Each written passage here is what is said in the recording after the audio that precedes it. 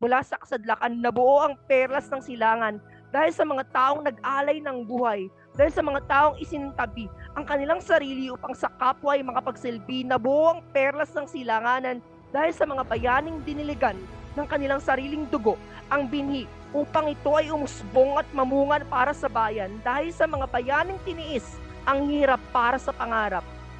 Pangarap na muling masilayan ng bayan, ang pagsikat ng bukang liwayway sa dulong silangan.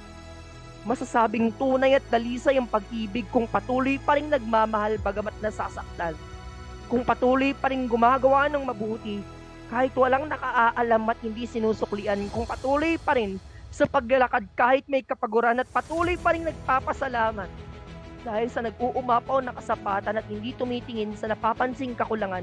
Makakamta ng tunay na kaligayahan kung ang bagay na inaasa may pinaghihirapan. Ito ang dahilan kung bakit nagkaroon ng perlas ng silanganan. Ito ang kwento ng perlas ng silanganan. Kwento ng mga taong handang magpabasag ng puso upang muling maging buo.